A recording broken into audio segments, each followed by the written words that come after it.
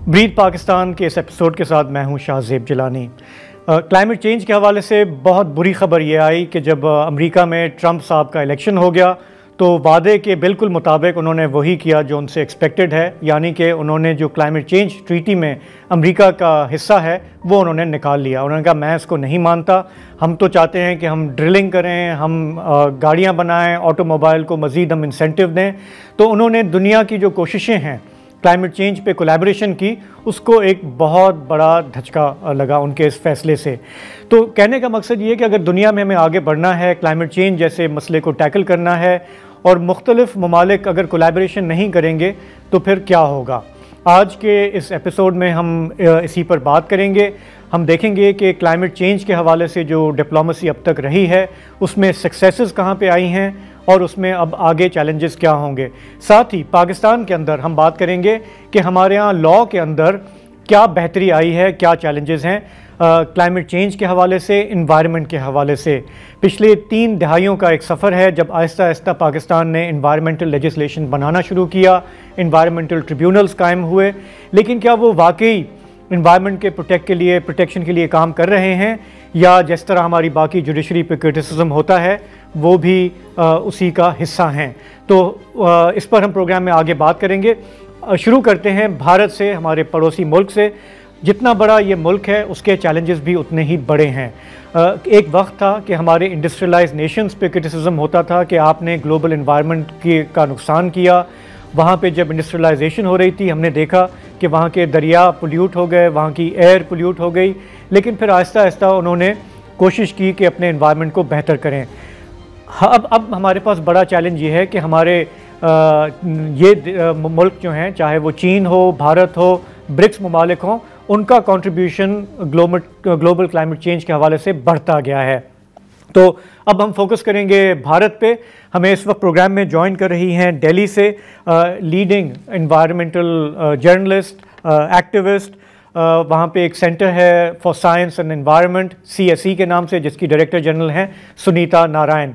सुनीता, आपका हमारे प्रोग्राम में खुशामदेद, खैर मकदम। आपसे पहले भी कई दफ़ा बात हुई है और मुझे याद है एक वक्त में अनिल अग्रवाल साहब जो हैं, जो CSE को जिन्होंने बनाया, उन्होंने एनवायरनमेंट के हवाले से इंडिया में उनका एक बहुत बड़ा रोल है अवेयरनेस के हवाले से। उसी मिशन को आप आगे लेकर चल रही हैं। आप एनवायरमेंटल पॉलिसी पे काम करती हैं, अवेयरनेस पे काम करती हैं। मैं अगर आपसे ये पूछूं हमारे देखने वालों के लिए कि भारत में जितनी बड़ी उसकी आबादी है, जितना मैसिव हमने वहाँ पे देखा है, इंडस्ट्रियलाइजेशन देखी है, पूरा एक डेवलपमेंट इंफ्रास्ट्रक्चर हमने देखा है, आपका जो चैलेंज था गवर्नमेंट को इन्वॉल्व करना, सस्टेनेबल डेवलपमेंट पे बात करना, उसमें कहाँ पर आपको चैलेंजेस मिले हैं, कहाँ पर कोई सक्सेसेस सामने आई हैं? देखिए, मुझे लगता है आपके दो चीजों पे मैं जवाब देना चाहूंगी। पहले तो अगर आपने ट्रंप का सवाल उठाया और भारत का सवाल उठाया, भारत जैसे देशों का सवाल उठाया, एक चीज याद रखिए कि जो विकसित देश हैं, अमेरिका जैसे देश हैं, उनकी बिल्कुल जिम्मेवारी बनती है कि वो अपना जो प्रदूषण है, जो ग्रीन हाउस गैस है, उसको कम करें। उसको आप मना नहीं कर सकते। और ट्रंप जहां पेरिस अग्रीमेंट से हट गए हैं, ये पूरी दुनिया के लिए एक बहुत बड़ा झटका है। और पाकिस्तान जैसे देश, भारत जैसे देश बहुत वनरेबल हैं। हमने अपने आंकड़ों से दिखाया है कि एक्सट्रीम वेदर इवेंट, ज्यादा गर्मी, ज्यादा सर्दी, ज्यादा वर्षा, अब पूरी दुनिया में ही हो रहे हैं ऐसे हादसे, मगर हमारे यहाँ बहुत ज्यादा हो रहे हैं। और सबसे ज्यादा जो जिनके ऊपर इम्पैक्ट पड़ता है वो गरीब हैं। तो इसके अंदर ट्रंप की जो जिम्मेवारी है, इससे हम लोग इसको नकार नहीं सकते और हमें इसके ऊपर जोर डालना पड़ेगा। भारत जैसे देश का जहां सवाल आता है, वहां मुझे लगता है बहुत हद तक हमारी सरकारों ने कोशिश करी है कि हम एक बैलेंस बनाएं। हम लोग विकासशील देश हैं, हमें डेवलपमेंट चाहिए। और अगर आप याद रखें कि जब रियो के अंदर जो बात हुई थी, जब फ्रेमवर्क कन्वेंशन, जिसको हम हिंदी में हम लोग इसको क्लाइमेट चेंज जलवायु परिवर्तन कहते हैं, मगर मैं अगर इसको क्लाइमेट चेंज ही कहूँ आपके लिए, तो जब रियो के अंदर 1992 में बात हुई थी तो बिल्कुल स्पष्ट हुआ था कि भारत जैसे देशों को अपने विकास के लिए, अपने डेवलपमेंट के लिए, आगे बढ़ने के लिए ऊर्जा चाहिए होगी, एनर्जी की जरूरत पड़ेगी, और उसके लिए उनको वो राइट टू डेवलपमेंट चाहिए। वो राइट टू डेवलपमेंट आप बिल्कुल नकार नहीं सकते। जो भारत का जो सबसे बड़ी चैलेंज है और जिसके ऊपर मुझे लगता है हम काफी हद तक खरे हैं, वो है कि हम किस तरह से हम अपना डेवलपमेंट भी करें। हमारे लोगों को जो एनर्जी की जरूरत है, हर घर में बिजली चाहिए, हर घर में पानी चाहिए, मगर हम उसके साथ किस तरह से हम पर्यावरण, हम लोग एनवायरनमेंट, क्लाइमेट चेंज की रक्षा भी कर सकें। ये दोनों जो सवाल हैं ये साथ जा सकते हैं। अगर मैं दिल्ली जैसे शहर की बात करूं, हमें साफ हवा चाहिए। साफ हवा आपको लाहौर में चाहिए, आपको कराची में चाहिए, मगर उसके लिए हमें साफ ईंधन चाहिए और हमें ऐसा यातायात चाहिए कि हम निजी गाड़ियों पे, पर्सनल गाड़ियों पर इतना निर्भर नहीं हो। हम लोग बस, मेट्रो का इस्तेमाल कर सकें। अब अगर हम ये करेंगे तो हम अपना पर्यावरण, अपनी हवा भी साफ होगी और दूसरी तरह से हम पूरी दुनिया के अंदर भी क्लाइमेट चेंज के जो इमिशंस हैं वो कम कर सकते हैं। आपने सुनीता बात की स्मॉग की, ऑफ कोर्स हमारे ये जो है ये इशू ऐसा है जिसकी कोई सरहद नहीं है, कोई सीमा नहीं है। पंजाब में भी, हमारे यहाँ भी हमने देखा है कई महीनों से एक इशू बना हुआ है और वो हर साल अब बढ़ता जा रहा है। मुझे ये बताएंगे आपकी जो एडवोकेसी है या वहाँ पे गवर्नमेंट के साथ जो एंगेजमेंट है उसमें आपको सक्सेसेस कहाँ पे मिले हैं? अगर हम सिर्फ इसके स्मॉग के इशू को ले लें दिल्ली के, तो कहीं पे आपने देखा है कि has it focus minds at all? Oh absolutely, बहुत फर्क पड़ा है। देखिए, जहां दिल्ली का सवाल है, जहां लाहौर का सवाल है, आप ये पहले सोचिए कि दिल्ली और लाहौर ने क्या क्या किया है अपने प्रदूषण को कम करने के लिए। मैं दिल्ली का अगर आपको उदाहरण दूं तो दिल्ली के अंदर जितने भी कोयले के जो पावर स्टेशन थे जो कोयले पे चलते थे वो बंद कर दिए गए हैं। दिल्ली के अंदर पूरा कोयला का इस्तेमाल बंद हो गया है। हमारे पास जो ईंधन जो हम इस्तेमाल करते हैं अपनी व्हीकल्स में, जो फ्यूल इस्तेमाल करते हैं, वो अब BS6 भारत स्टेज 6 है। उसके अंदर सल्फर लेवल 10 पार्ट्स पर मिलियन है। अच्छा। इसका मतलब वो बहुत साफ है। हमने एक बाईपास बना लिया है दिल्ली के अंदर, कंजेशन चार्ज लगाया है, बाईपास बनाया है जिससे ट्रक्स जो दिल्ली के थ्रू आते थे अब दिल्ली के थ्रू नहीं आते हैं, वो एक बाईपास कर सकते हैं।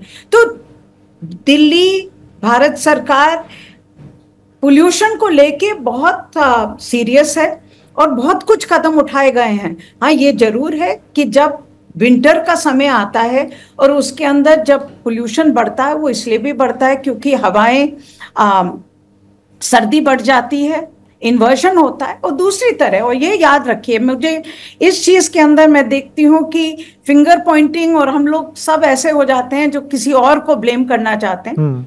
ये याद रखिए कि जो किसान है, जो जलाता है अपनी पराली, वो खाली 15 दिन और 20 दिन के लिए जलाता है। वो मुख्य कारण नहीं है प्रदूषण का, वो एक सीजनल एपिसोडल पोल्यूशन है, लाहौर में हो या दिल्ली में हो, वो स्मॉग का कारण नहीं है। तो स्मॉग का कारण और सक्सेसेस वही होंगे जो हम अपने शहर के लिए, साफ हवा के लिए करेंगे। और मैं इतना जानती हूं कि भारत सरकार, दिल्ली सरकार, हमारा सुप्रीम कोर्ट, जुडिशरी, बहुत हद तक कदम उठाए गए हैं। हाँ, हमें बहुत कुछ और करना है और उसके अंदर सबसे बड़ी मांग हमारी यही है कि हमें साफ ईंधन इस्तेमाल करना पड़ेगा। जो भी कोयला हम इस्तेमाल करते हैं जो अभी बैंड है, मगर तभी भी इलीगल यूज अगर जो भी है, उसके लिए एक विकल्प चाहिए, एक ऑल्टरनेटिव चाहिए। और ऑल्टरनेटिव नेचुरल गैस हो सकता है या इलेक्ट्रिफिकेशन ऑफ व्हीकल्स हो सकती हैं, और उस स्केल पे करना पड़ेगा जिससे हमें साफ हवा मिले। अच्छा, पाकिस्तान में सुनीता जी आपको पता होगा कि क्या कर सकते हैं। एनवायरमेंटल प्रोटेक्शन जो है वो प्रोविंशियल सब्जेक्ट है। मेरा ख्याल है भारत में भी स्टेट्स जो हैं उनकी जिम्मेदारी ज़्यादा है इस हवाले से। थोड़ा हमें बताएंगे आपके वहाँ पे कौन से ऐसे स्टेट्स हैं जिनको आप कहेंगी कि ग्रीन डेवलपमेंट के हवाले से उनका बहुत ज़बरदस्त रोल है, और कौन मे बी एक दो ऐसी स्टेट्स जहाँ पे उन्होंने बिल्कुल क्लाइमेट चेंज के हवाले से कुछ नहीं किया, या उन्होंने इंडस्ट्रियलाइजेशन इस तरीके से की है कि वहाँ के रिसोर्सेज तबाह हो गए? देखिए, अलग अलग चीजें हैं, ये तो बहुत बड़ा सवाल है, भारत जैसे देश के लिए तो बहुत ही बड़ा सवाल है, मगर मुझे लगता है बहुत अच्छे कुछ कदम है। जैसे देखिए, आप हिमाचल प्रदेश, आपके पास का स्टेट है, हिमाचल प्रदेश के अंदर बहुत हद तक ग्रीन ईंधन के ऊपर काम हुआ है, सोलर एनर्जी के ऊपर बहुत काम हो रहा है अलग अलग स्टेट्स के अंदर। बहुत स्टेट्स ऐसे हैं जहां सोलर एनर्जी, अब सूर्य की जो सोलर एनर्जी है उसके अंदर उस पे बहुत आगे डेवलपमेंट हुआ है। राजस्थान हो या आपका आंध्र प्रदेश हो, या आपका आज सबसे बड़ी विंड एनर्जी के ऊपर काम हुआ है। सिक्किम जैसे स्टेट ने अपने आप को ऑर्गेनिक स्टेट डिक्लेयर कर दिया है। केरला जैसे स्टेट के अंदर बहुत हद तक नया काम हो रहा है जंगलों को लेके। एक बहुत बहुत अद्भुत काम हो रहा है आंध्र प्रदेश में, जहां रीजेनरेटिव एग्रीकल्चर जिसको हम कहते हैं। आज सबसे बड़े सवाल है कि हम जो खाना उगाते हैं उसके अंदर हमारे सॉइल के ऊपर कितना बुरा असर पड़ता है। ऑर्गेनिक फार्मिंग से आगे बढ़ के एक नई अप्रोच आई है कि आप किस तरह से अपना सॉइल बचाएं, किसान के ऊपर इतनी लागत नहीं आए और वो अपना खाना उगा सकें कम दामों पर।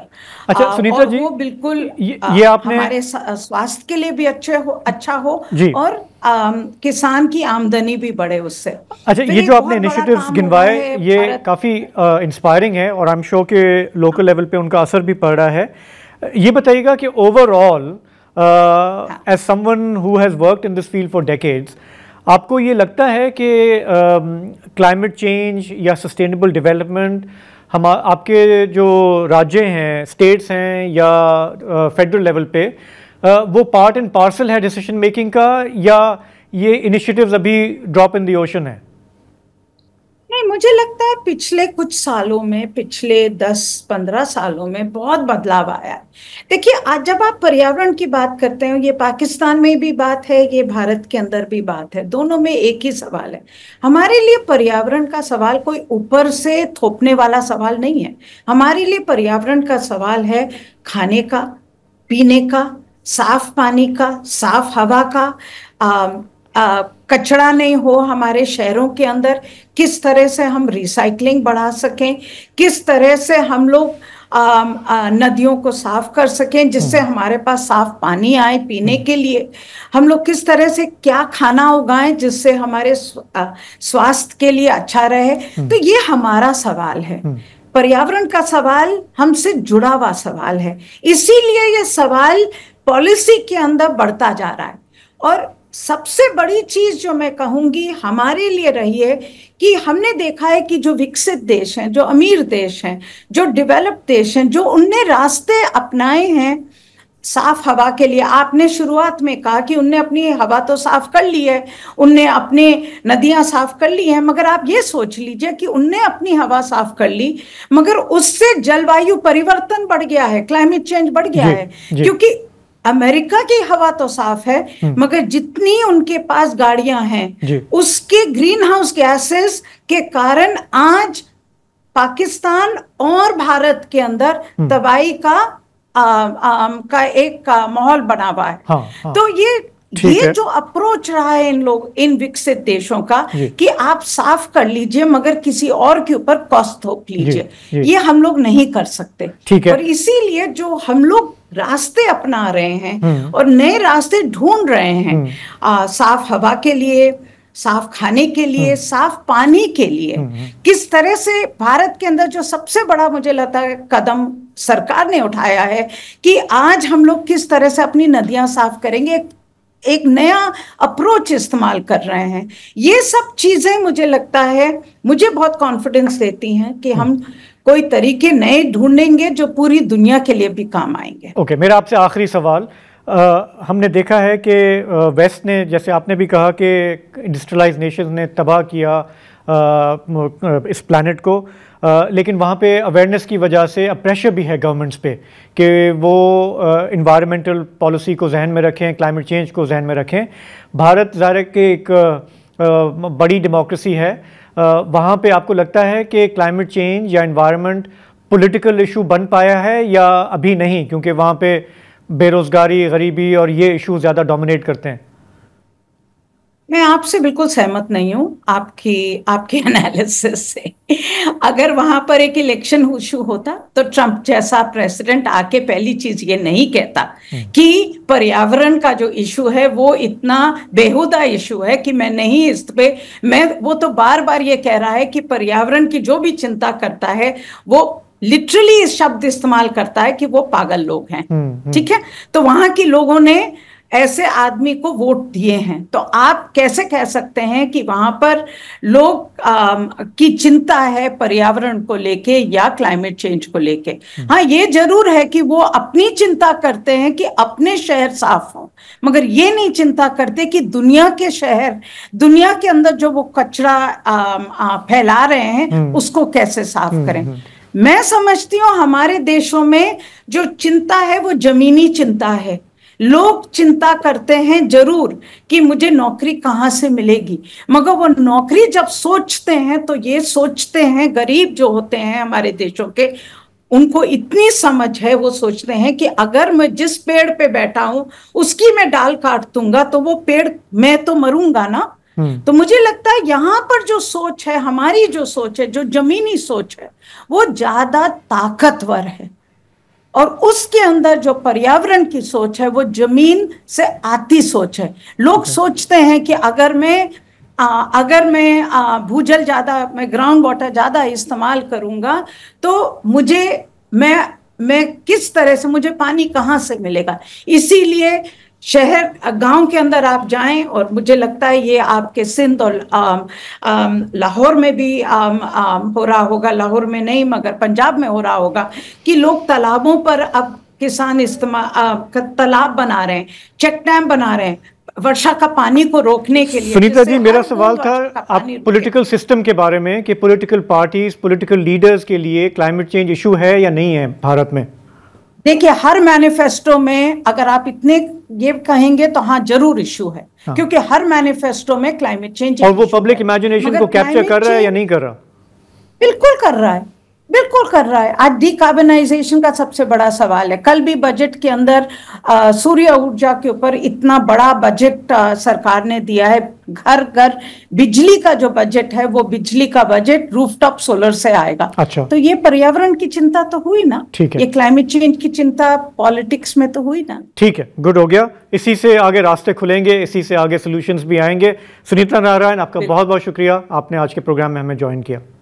तो जैसा कि अभी बात हो रही थी कि जब हम ग्लोबल लेवल पे बात करते हैं क्लाइमेट चेंज की, तो उसमें अमेरिका जैसा बड़ा मुल्क और उसके प्रेसिडेंट ट्रंप की बात होगी, जिन्होंने अभी हाल ही में क्लाइमेट चेंज ट्रीटी से अमेरिका को निकाल लिया है।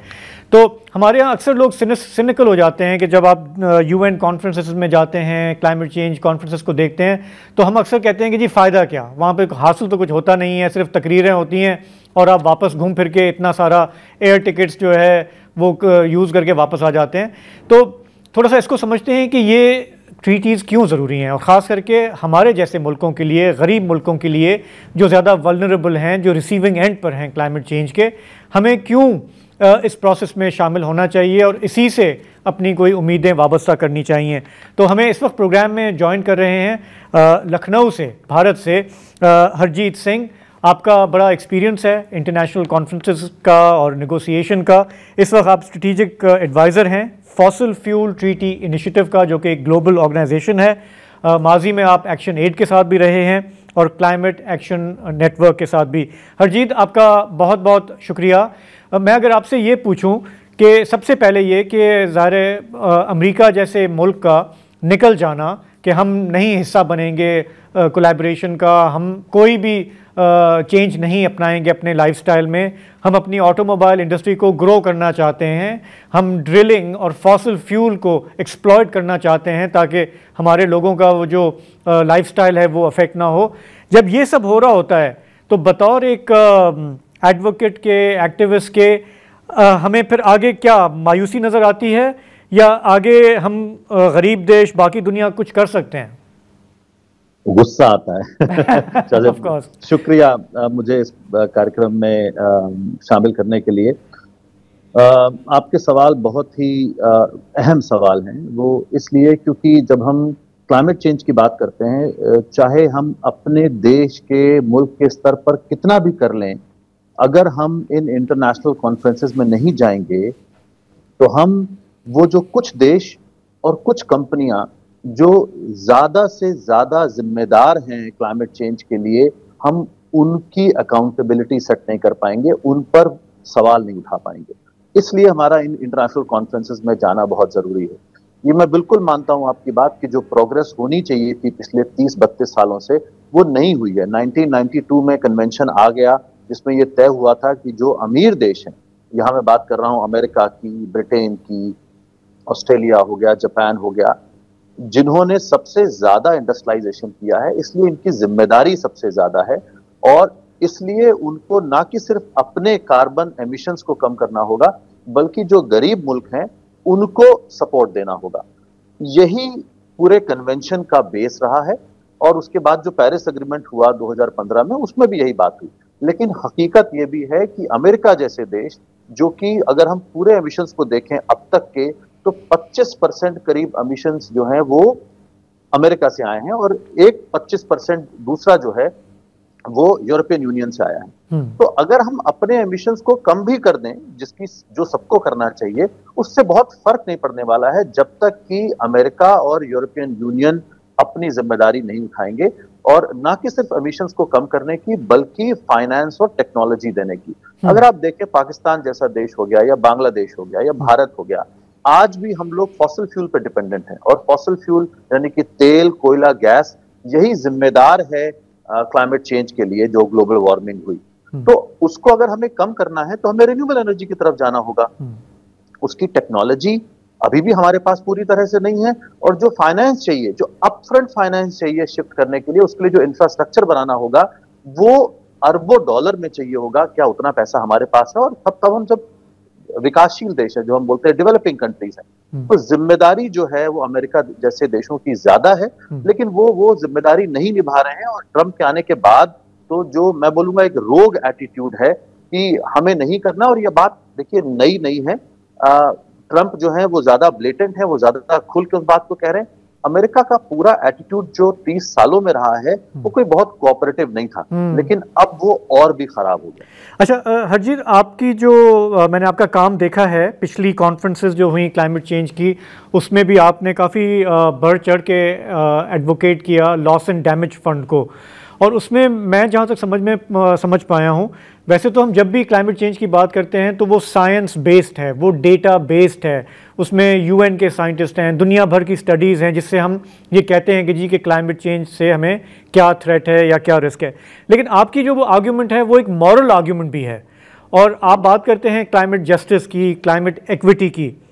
मेरा आपसे सवाल ये है कि हम देखते हैं कि इंटरनेशनल रिलेशंस में moral argument often doesn't work.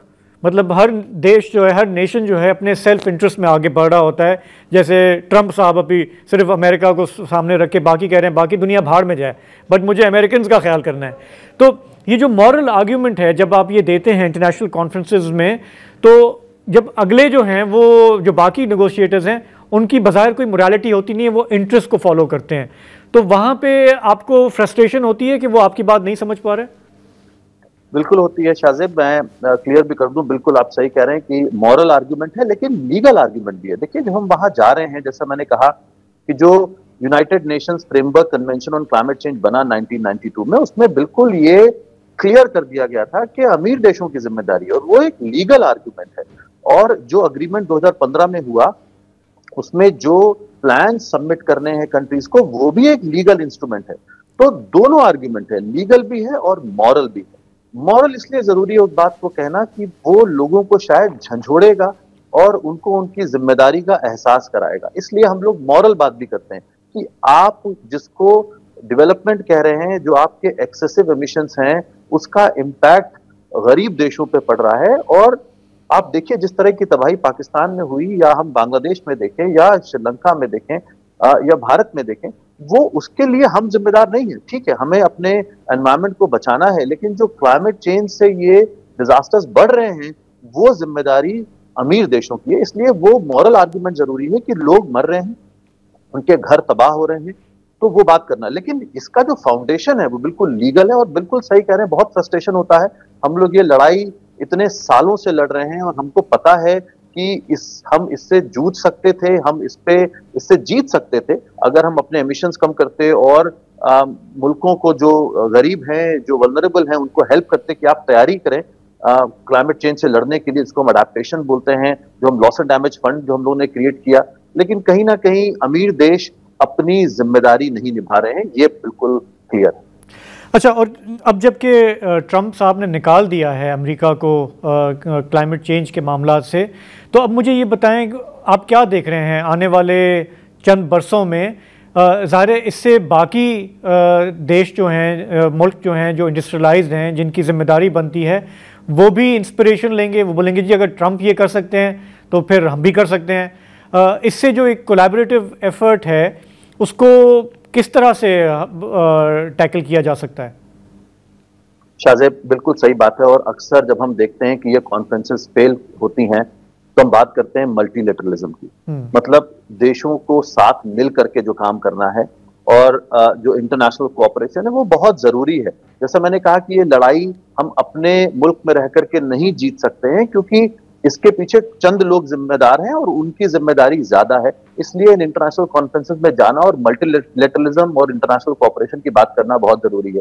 तो हम तो ये दबाव बना रहे हैं बाकी अमीर देशों पे कि आपको ज्यादा जिम्मेदारी उठानी चाहिए, ना कि आप अपनी जिम्मेदारी से भागें और अमेरिका की जो इनएक्शन है, जो वो नहीं कर रहे हैं, उसके पीछे छिपें। क्योंकि देखिए, हम सब इसमें एक साथ हैं।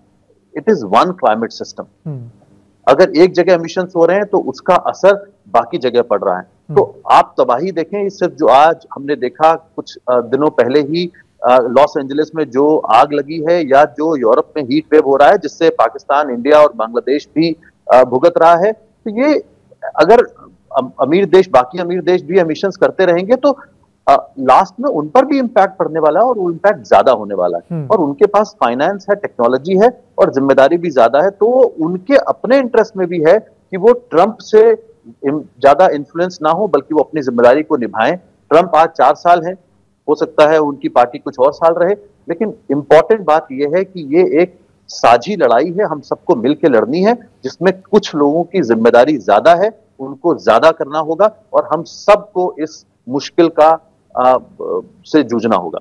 तो अगर हम ट्रंप साहब को एक तरफ कर दें, बल्कि उन्होंने क्लाइमेट चेंज ट्रीटी को एक तरफ जिस तरह से कर दिया है, बाकी जो हमारे बड़े प्लेयर्स बचते हैं, इंडस्ट्रियलाइज्ड नेशंस हैं या बिग पोल्यूटर्स हैं, उसमें आप क्या देख रहे हैं कि वो ट्रंप साहब वाले रास्ते पे जाएंगे, या वो अपने आप को और असर्ट करेंगे कि नहीं, हम अमेरिका को हम माइनस करके भी हम सैल्वेज कर सकते हैं सिचुएशन को?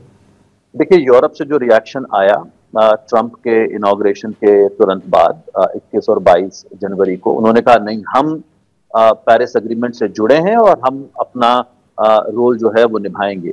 बट यहाँ सिर्फ ये नहीं है कि वो अपना रोल निभाएं, हकीकत ये भी है कि उन्होंने अपना, जो हम बोलते हैं फेयर शेयर, जितनी उनकी जिम्मेदारी उतना उन्होंने नहीं किया है, बल्कि उनको ज्यादा करना होगा, क्योंकि उन्होंने हमेशा negotiation as developed country grouping किया है। तो अगर एक प्लेयर या 2 प्लेयर उसमें अपना रोल नहीं निभाते हैं तो बाकियों को स्टेप अप करना होगा, ज्यादा करना होगा। तो अभी तक तो हमने ये जरूर सुना है कि वो कमिटेड हैं, लेकिन क्या वो उस गैप को भरेंगे, जो कि एक एमिशंस का गैप भी है और साथ साथ में फाइनेंस का गैप भी है, और दोनों बहुत ही इंपॉर्टेंट गैप है जिनको ब्रिज करने की जरूरत है। हमने ये भी देखा है कि चाइना के एमिशंस जो ऑयल और गैस के हैं पिछले साल कम हुए हैं 2%, और साथ साथ में जो हमने देखा है कि इलेक्ट्रिक व्हीकल का रेवोल्यूशन चाइना में आया है। उसी तरह से हम भारत में भी देख रहे हैं कि रिन्यूएबल एनर्जी के ऊपर में बहुत जोर है। अभी की अगर बात करूं तो 1/3 जो हमारा इलेक्ट्रिसिटी है वो रिन्यूएबल एनर्जी से आ रही है, जिसमें सोलर है, विंड है और स्मॉल हाइड्रो है, और कुछ और कमिटमेंट किए हैं भारत ने। तो मुझे लगता है एक South Asia as a region भी हमें बहुत साथ में काम करने की जरूरत है।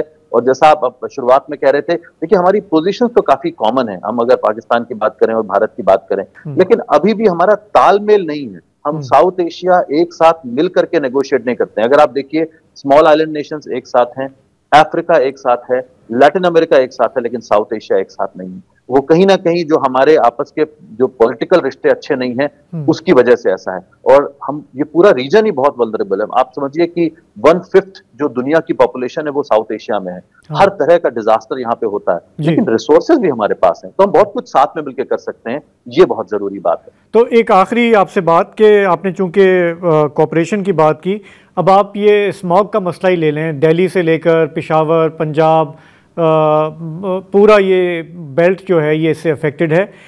इसमें भारत पाकिस्तान कोऑपरेशन हो सकता है इसको टैकल करने के लिए, या ये इससे ज़्यादा ऊपर की बात है? थोड़ा सा ऊपर की बात है, क्योंकि देखिए ये एमिशंस काफ़ी लोकल हैं।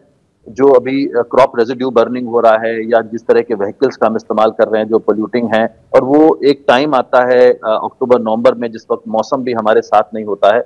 तो लेकिन कोऑपरेशन सिर्फ इस स्तर पे नहीं होगा कि हम अपने लेवल पे क्या कर सकते हैं। देखिए, कोऑपरेशन ये भी जरूरी है कि हम टेक्नोलॉजी शेयर करें, हम अपने बेस्ट प्रैक्टिसेस को शेयर करें, हम ये देखें कि क्या पॉलिसीज आपके यहाँ काम कर रही हैं जिसको हम अडॉप्ट कर सकते हैं, जो हमारे यहाँ काम किए हैं आप अडॉप्ट कर सकते हैं। तो जो एक म्यूचुअल एक्सचेंज होना चाहिए, मैं खासतौर से स्मॉग की बात कर रहा हूँ, वो बहुत जरूरी है कि क्या पॉलिसीज, क्या प्रैक्टिसेस हेल्प करेंगी हमारे सिटीजन्स को। क्योंकि देखिए, पोल्यूशन भी हमारे लिए एक इमरजेंसी की तरह है, जो क्लाइमेट चेंज से जुड़ा भी है और नहीं भी है। तो काफी हद तक हमें अपने डेवलपमेंट को भी ग्रीन करने की जरूरत है, और उसके लिए टेक्नोलॉजी एक रोल प्ले कर सकती है, रिसोर्स एक्सचेंज एक रोल प्ले कर सकता है। तो उस लेवल पे कोऑपरेशन जरूर हो सकता है और हमें करना चाहिए।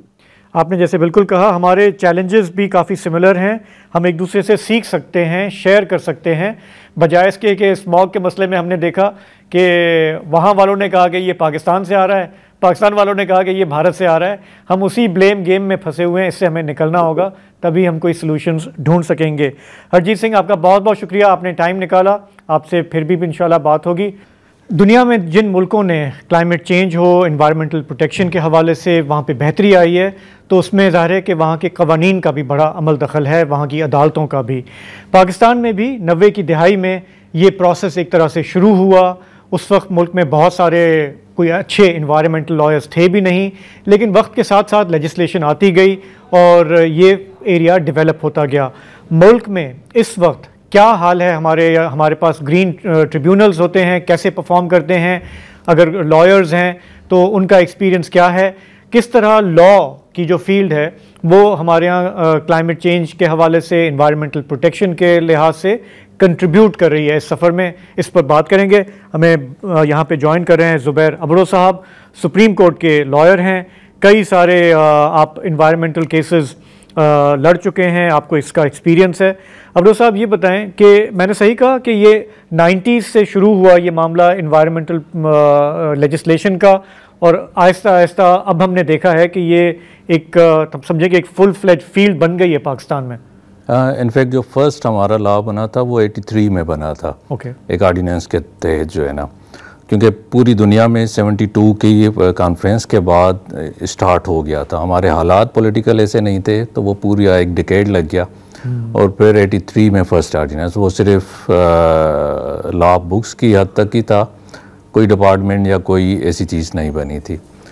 92 की इंटरनेशनल कॉन्फ्रेंस के बाद जो है हमारे यहाँ, और फिर जब क्योटो प्रोटोकॉल के बाद 97 में फेडरल लॉ बना फर्स्ट टाइम। जी। और उस लॉ के प्रॉपरली रूल्स बने, रेगुलेशंस बने, गाइडलाइंस बनी, और फिर एनवायरनमेंट ट्राइब्यूनल्स भी जो है ना। मुझे 97 इसलिए याद है कि उस ज़माने में मैंने नई नई सहाफ़त शुरू की थी, और मैं क्लाइमेट चेंज, एनवायरनमेंट के हवाले से हर एस्पेक्ट में मैं घुस के उसको समझना चाह रहा था। और जब हमने देखा लॉ के हिसाब से, तो आज तो ये आपका इतना तजुर्बा हो गया, आपसे हम बात करें। उस ज़माने में मुझे नहीं याद कि कोई हमारे यहाँ कोई इस तरह होता था कि इन्वायरमेंटल लॉयर्स आपके साथ बैठे हैं और लॉज के बारे में बताएं। जैसे जैसे ये लेजिस्लेशन इम्प्रूव हुई, अब तो हम देखते हैं लाहौर में बड़े अच्छे लॉयर्स हैं। सुप्रीम कोर्ट में हमने देखा काजी फायजीसा साहब ने बड़े केसेस भी लिए और डिसीजंस भी दिए। अब हमारे यहाँ हम प्रेसिडेंट्स भी आती जा रही हैं, और हमने देखा है कि कुछ लेजिस्लेशन जो है हौसला अफजा सामने आई है। 2-3 बड़े केसेस अगर अब मैं आपसे पूछूं क्या रहे हैं जिससे people sit up and notice कि नहीं हम भी इस पे काम कर रहे हैं, पिछले एक डेकेड के दरमियान कोई हाई प्रोफाइल केसेस जहाँ पे क्लाइमेट चेंज की जीत हुई हो, ग्रीड की हार हुई हो? अच्छा, उसमें अगर हम पाकिस्तान के एनवायरनमेंट लेजिस्लेशन में उसकी जूरिस्प्रूडेंस की बात करें और उसमें शैला ज़िया केस का जिक्र, क्योंकि वो ही एक पाइनर केस था जिसके बाद एक पूरी एनवायरनमेंट जूरिस्प्रूडेंस की फाउंडेशन, जिसमें कहा गया कि जो एनवायरनमेंट प्रोटेक्शन है वो आपका जो one of the fundamental right है। अच्छा, तो उस ये कब की बात है? ये अभी 94 का केस है, सुप्रीम कोर्ट का केस है। अच्छा, तो उस और केस क्या था, वेरी ब्रीफली अगर आप बता सकें? उसमें एक शहरी थी शैला ज़िया साहिबा, उन्होंने सुप्रीम कोर्ट में अप्रोच किया था कि उनके घर के नज़दीक एक ग्रिड स्टेशन बन रहा था। तो उन्होंने कहा था कि वो ग्रिड स्टेशन जो है वो उनकी ना सिर्फ हेल्थ बल्कि एनवायरनमेंट के लिए भी जो है ना, उस केस के अंदर सुप्रीम कोर्ट ने इंटरनेशनल एक्सपर्ट से भी ओपिनियंस लिए थे और उन सब को कंसिडर करके और फिर उन्होंने कहा था कि नहीं, सेफ़ एनवायरनमेंट, सेफ़ एटमॉस्फेयर जो है is one of the fundamental rights जो आर्टिकल 9 में कवर होता है। अच्छा, तो उस केस के बाद जो है आपका जो पाकिस्तान के अंदर एनवायरनमेंट जूरिस्प्रूडेंस का जो है ना बुनियाद पड़ा। अगर हम लास्ट डेकेड में देखें कि कौन कौन से केसेस जो है, उसमें लाहौर हाई कोर्ट में अभी असगर लगारी केस जो है जिसके अंदर मंसूर अली शाह साहब ने फ़र्स्ट टाइम जो है क्लाइमेट चेंज पे काफ़ी डिटेल जो है, और फिर उन्होंने गवर्नमेंट को कि जी वो क्लाइमेट चेंज कमीशंस जो है ना, उन्होंने एक कमीशन बनाया था। तो वो केस काफ़ी जो है उससे पहले सिंध हाई कोर्ट के अंदर जो है वो एक पानी बनाने वाली कंपनी थी, उसके अगेंस्ट जो है कुछ इंस्टीट्यूट्स ने केस फाइल किया था जिसमें कहा गया था कि जो पानी है, समंदर है, पार्क्स हैं, ये स्टेट के पास एज अ पब्लिक ट्रस्ट हैं। स्टेट उनकी ओनर नहीं है बल्कि जस्ट ट्रस्टी है। तो वो जो पब्लिक ट्रस्ट का डॉक्ट्राइन है वो सिंध हाई कोर्ट ने जो है वो उसे रिकग्नाइज़ किया था कि हमारे यहाँ भी तो वो केस काफ़ी जो है, उसको आप अक्सर कोर्ट भी करते हैं। मैंने आप मुख्तलिफ आपके केसेस में मैंने सुना है। अच्छा, उसमें एक बुनियादी सी बात है कि हमारे यहाँ जैसे रियासत या हुकूमत आ जाती है ना डंडा लेके कि जी कि ये ज़मीन रियासत की है या ये इलाका जो है रियासत का है, हम जो चाहें करें, हम यहाँ पे रोड बना दें, हम कुछ करें। आप एक दूसरी बात कर रहे हैं, आप कह रहे हैं कि वो रियासत की मिल्कियत नहीं है, रियासत उसकी अमीन है जी, और वो उसकी जो ओनरशिप है वो अवाम की है, जो वहाँ पे रहते हैं, जिससे उनको बेनिफिट करना चाहिए। ये एक बहुत ही बारीक सा लेकिन बुनियादी सा नुक्ता है कि आप कैसे अप्रोच करेंगे डेवलपमेंट को। कैसे जब सरकार डिसाइड करती है कि जी यहाँ पे पावर प्लांट बनेगा, यहाँ पे फलानी चीज़ बनेगी, क्योंकि रियासत तो फिर आती है कि जी कि मैं मालिक हूँ, हम हाकिम हैं इस ज़मीन के, हमारी मर्ज़ी के बगैर चिड़िया पर नहीं मार सकती। तो जब आप अदालत में खड़े होते हैं और आप इस पॉइंट को हाईलाइट करते हैं जजेस के सामने, आपको लगता है कि हमारे जजेस में वो कैपेसिटी है कि वो उसको समझ पाएँ या अभी हमें उस पर बहुत काम करना है? काफ़ी अच्छे जजेस हैं, काफ़ी अच्छे जजेस हैं, पर अभी भी काफ़ी काम करने की ज़रूरत है, काफ़ी काम करने की, क्योंकि हमेशा एनवायरनमेंट और डेवलपमेंट में वो बैलेंस कायम करना, क्योंकि वहाँ आकर हमेशा हमारे यहाँ स्पेशली हमारे जैसे मुल्कों में डेवलपमेंट एक बड़ा वो एक जो है ना होता है कि जी डेवलपमेंट हो रही है, और हमेशा जजेस के लिए भी होता है कि जी डेवलपमेंट को कैसे रोकें, उसे कैसे रोकें। तो वो बैलेंस कायम करना बड़ा उस पर ज़रूरत है कि जजेस की भी कैपेसिटी बिल्डिंग की ज़रूरत। तो आपको लगता है कि हैं तो आप लॉयर, लेकिन कभी कभी आपको रिस्पेक्टेड जजेस को एजुकेट करने के लिए लिटरली कभी कभी ऐसे आपको बात करनी पड़ती है, ऐसे आप बच्चों को सिखा रहे होते हैं ना कुछ, कि ये मामलात ये हैं, ग्लोब इंटरनेशनल लेजिस्लेशन ये है, हमारी ऑब्लिगेशंस ये हैं, नुकसानात ये होंगे, ये मिटिगेशन ज़रूरी है, ये अडेप्टेशन ज़रूरी है। कभी कभी आपको लगता है कि you are getting in that role कि you have to educate the जजेस?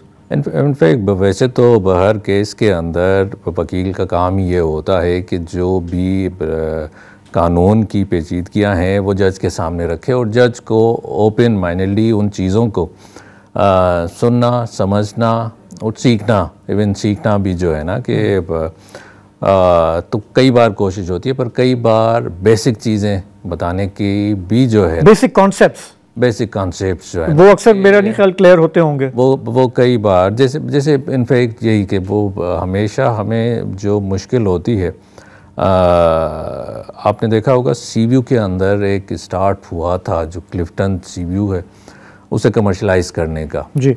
हमने उसको भी चैलेंज किया, पर ये चीज़ हमें बताने में मुश्किल हो रही थी कि जी इसमें ख़राबी क्या है। हाँ। ग्रीनरी तो हो रही है। हाँ। ये चीज़ बताना कि बीच जो है वो ग्रीनरी के लिए नहीं होता, वो ग्रास लगाने के लिए नहीं होता। हाँ, हाँ।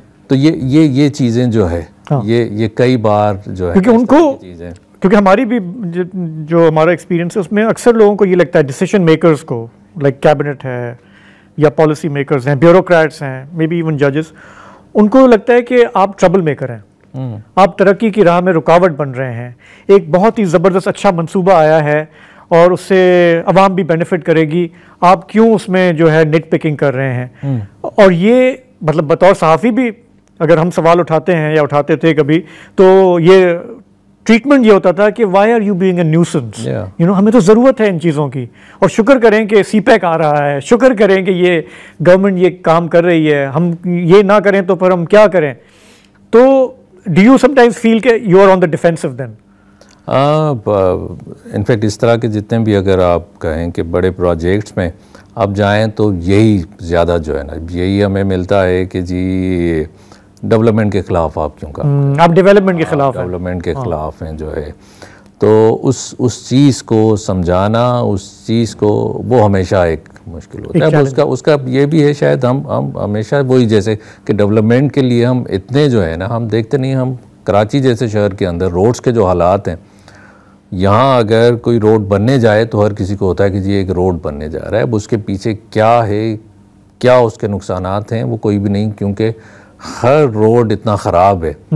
तो अगर आप किसी को बताएं कि जी हम एक नया रोड बना रहे हैं जिससे ये आपकी सारी मुश्किलात हल, तो वो तो कहेगा कि जी ये तो बड़ी कमाल चीज़ बन रही है, तो इसके डेवलपमेंट हो रही है, तो वो जैसे मलिर एक्सप्रेसवे की बात है, एक कंट्रोवर्शियल मंसूबा है, गवर्नमेंट कहती है जी उससे बड़ा ट्रैफिक हमारा ईज़ होगा, आपकी कनेक्टिविटी बढ़ेगी, मतलब फ़वाइद की तो लिस्ट ठीक ठाक है, लेकिन हमने देखा है कि कंसर्न्स भी हैं उस पर काफ़ी ज़्यादा, क्योंकि आप कराची के अंदर जैसे बात करें आजकल एयर बड़ा इंटरेस्टिंगली 26 अमेंडमेंट में आर्टिकल 9A इंसर्ट किया गया है कि जी सेफ़ इन्वायरमेंट, और उसका रीजनिंग ये थी कि जी हमारे यहाँ जो एयर पोल्यूशन के इशूज़ हैं लाहौर में, कराची में, जितने भी मेगा सिटीज़ हैं, तो इस वजह से हम आर्टिकल 9A को इंट्रोड्यूस करा रहे हैं।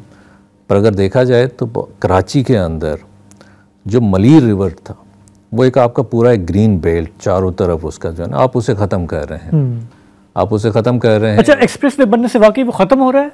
आप क्योंकि काफ़ी वसी इलाका है मलीर का, नहीं जो एक तो आप उसे बिल्कुल रिवर बेड में, काफ़ी हिस्सा उसका रिवर बेड में बना रहे हैं। अब जब भी आप रिवर बेड, आप उसका ये लियारी एक्सप्रेस वे देख लें जी, लियारी, वो आल्दो उसका वो मलीर रिवर की तरह तो नहीं था, पर अब वो एक छोटा सा गटर बन गया, नाला बन गया है। उसके अलावा चारों तरफ जो है ना, और कई जगहों पर कुछ बड़े डिपार्टमेंटल स्टोर्स ने पार्किंग वहाँ पर बना ली थी, क्योंकि एक से आपका इतना जो है ना। मलीर एक्सप्रेस वे का भी यही है कि वहाँ जिस तरह का हो रहा है, जिस तरह से वो जो भी ग्रीन बेल्ट था उसे कम्प्लीटली डिस्ट्रॉय करते हुए जा रहे हैं। तो ये किसी तरह भी, अब उसकी अगर आप जस्टिफिकेशन ये देते हैं कि जी गाड़ियाँ स्पीड से चलेंगी तो वो ग्रीन हाउस गैसेस कम उसमें जो है एमिट होंगी, तो ये ग्रीन आपका जो है ना इस one of the green projects जो है। और बड़ी बात तो ये, जैसे किसी ने कहा हमारे एक एक्टिविस्ट ने, कि जी ये DHA को DHA से कनेक्ट करता है, ये अमीरों को सर्व करेगा, वहाँ पे सिर्फ प्राइवेट कार्स SUVs चलेंगी, वहाँ पे पब्लिक ट्रांसपोर्ट नहीं होगा, वहाँ मोटरसाइकिल नहीं होगी, वहाँ बसें नहीं होंगी। तो जब आप पब्लिक के बारे में आप नहीं बना रहे मंसूबा, ये आपका जो एलीट क्लास है ये आप उसके लिए बना रहे हैं, और ये भी एक उसका क्रिटिसिज्म है। मेरा आखिरी सवाल आपसे कि हमारे यहाँ मैं बहुत यंग लोगों से मिलता हूँ जिन्होंने लॉ पढ़ा है, और मैं उनसे पूछता हूँ कि अगर आपने लॉ पढ़ा है तो आप कहाँ पे फोकस करना चाह रहे हो, मैं इंक्रीजिंगली आई हेयर कि हमें कॉर्पोरेट लॉ करना है, नथिंग रॉन्ग विद इट, लेकिन आई डोंट हेयर कि मुझे पब्लिक इंटरेस्ट लिटिगेशन में जाना है या मुझे पब्लिक को सर्व करने के लिए करना है, क्योंकि ज़ाहिर है कॉर्पोरेट सेक्टर में पैसे अच्छे हैं। और एम आई राइट इन अस्यूमिंग कि फॉर एग्जांपल चूँकि अब इतनी लेजिस्लेशन भी आ गई है, एनवायरमेंटल लॉज आ गए हैं, कॉर्पोरेट सेक्टर ज़्यादा अच्छा पे करता है कि आप उनका केस एडवोकेट करें जजेस के सामने। वो वाले लॉयर्स जो हैं वो ठीक ठाक पैसा बनाते हैं, और जो पब्लिक इंटरेस्ट लिटिगेशन में जा रहे हैं वो हैंड टू माउथ ही होंगे, क्योंकि वो अवामी मुफाद में लड़ रहे हैं, उनके पास पैसे नहीं है। ये बात सही है कि आप चूँकि इस फील्ड में हैं कि पब्लिक इंटरेस्ट लिटिगेशन की तरफ लोग नहीं आते when it comes to green laws. वैसे काफ़ी